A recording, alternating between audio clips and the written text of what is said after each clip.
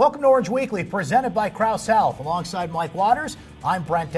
Coming up, we're going to talk a little football today as Syracuse gets ready to head down to the Camping World Bowl. What did Syracuse head coach Dino Babers have to say about that? Plus, Mink from syracuse.com will join me on set to discuss. We'll also hear from Syracuse coach Jim Boeheim, who is a little concerned, Mike, after that Northeastern game, despite the fact that Syracuse won by 23 points.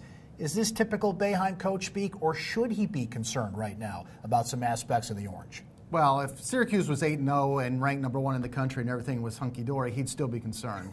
But no, I think there's reason for real concern. I don't think it's just coach speak right now. The centers have been struggling. There's been nights when the defense hasn't been there, the intensity on defense, and this team hangs its hat on defense. But then the major concern to me is senior point guard Frank Howard. He missed the entire preseason with the foot injury, missed the first 4 games of the season. He's been playing now, but he's not playing well. He's not his old self. It's so obvious. He's not making jump shots, and he's also not getting to the basket. He's not even trying to get in there. He's settling for threes. That's not Frank's game. He's lacking that explosion.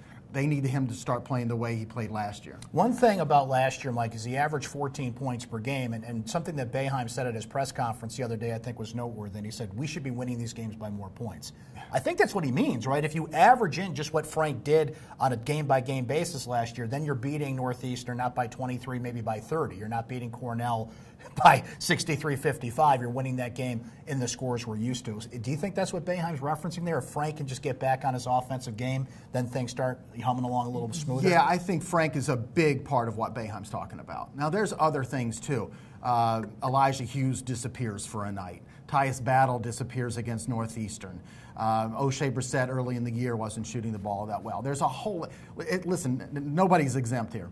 And I think that's why I think he expected this team to come out of the gate fast because you were returning all 5 starters and adding guys like Elijah Hughes and Jalen Carey. But it hasn't really worked out, especially because of the injury to Frank. And you think there's a lot of time, but there's only 5 non-conference games left until the rigors of ACC play begin, and Buffalo's one of those teams coming up, and they're a nationally ranked squad. One guy to go the other way, Mike, who's certainly playing well right now, is O'Shea Brissett. In Syracuse's last 2 games, he's been one of their top scorers, 21 and 14 in the Northeastern game. What have you seen from O'Shea in those past few games? What has he overcome from his early struggles to really be at the productive level he is now? Yeah, I mentioned that O'Shea early on in the season wasn't shooting the ball particularly well. In a few games, he was settling for 3-pointers. Down at Madison Square Garden that one night when he took 9 3-pointers.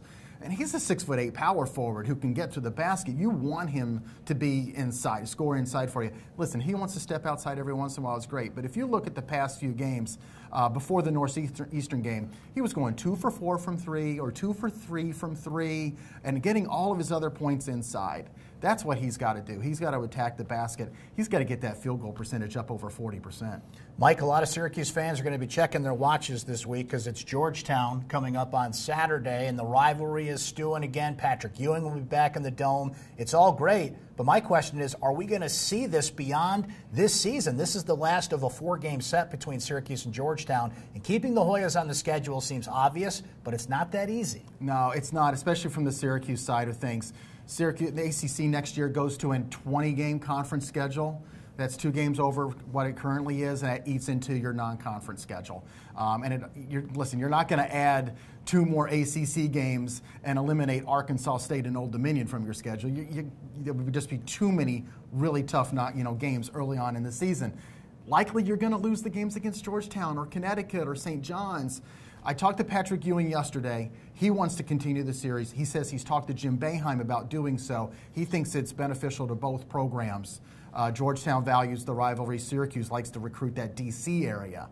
That might be the one thing that keeps this rivalry going. I really hope it does. It's great to see it, and you brought it up. There's current benefits to it, not just a walk down memory lane. Well, Jim Boeheim, as we mentioned, is concerned about his team. Let's hear from him and Dino Babers. It's time for Syracuse Soundbites.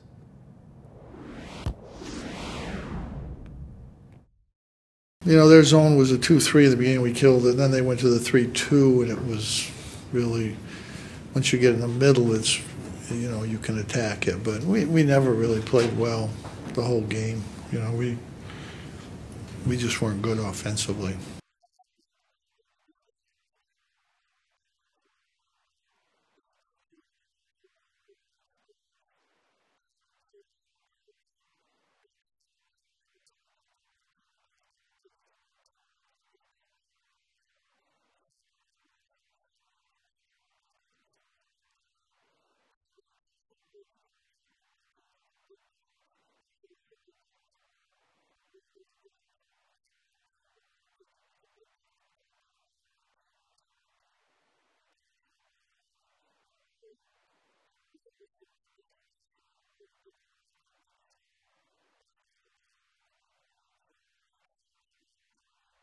All right, it's time to talk a little football. Nate Mink joins me here on set. And Nate, I'd say best case scenario for the fans, for the team, for sports writers, Orlando, late December, Camping World Bowl. Sign me up for that. I'm right with you, Brent. I think this is a great matchup. Two ranked opponents, West Virginia, old Big East rival. But here's the thing. Every 3 years, the Orange Bowl hosts a college football playoff semifinal. This just so happens to be one of those years the Orange Bowl is hosting. And the ACC is contracted to the Orange Bowl, where the champion or the highest ranked non-champion goes to the Orange Bowl automatically. In any other year, last year or next year, Syracuse would be ticketed for Miami in the Orange Bowl. Now, you can't really do anything about that, but in terms of overall success, 9-3, the second place finish in the ACC, this is about as good as it gets short of winning the conference. Here's what I know, Nate.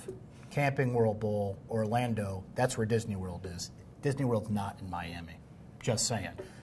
John Wildhack did say, got to paint the town orange. Syracuse fans have traditionally not traveled to bowl games. It's not that cheap to get to Orlando this time of the year. But what's your sense of what kind of fan base Syracuse is going to have a few days after Christmas at this bowl game? I think they'll be very motivated to go down, Brent, because John Wildhack sort of more or less threw down the gauntlet and challenged them to get to Orlando. Be like, hey, there's this narrative out there that we don't travel well. All that talk leading up to Sunday's announcement that, hey, maybe the Camping World Bowl might take North Carolina State because they're geographically closer and they have a larger fan base.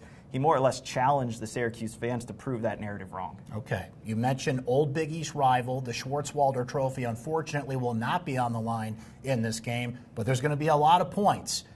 I have a sense Will Grier may or may not play in this game. I would advise him to play in this game. I don't think he's quite that high level an NFL prospect that he could sit it out. But if he does, Will Grier, Eric Dungy, bring on the points. This is going to be a video game on that field in Orlando. It's why this is one of the most anticipated bowls of the bowl season, even higher than some of those New Year's Six bowls. I just did a quick glance at the bowl lineup.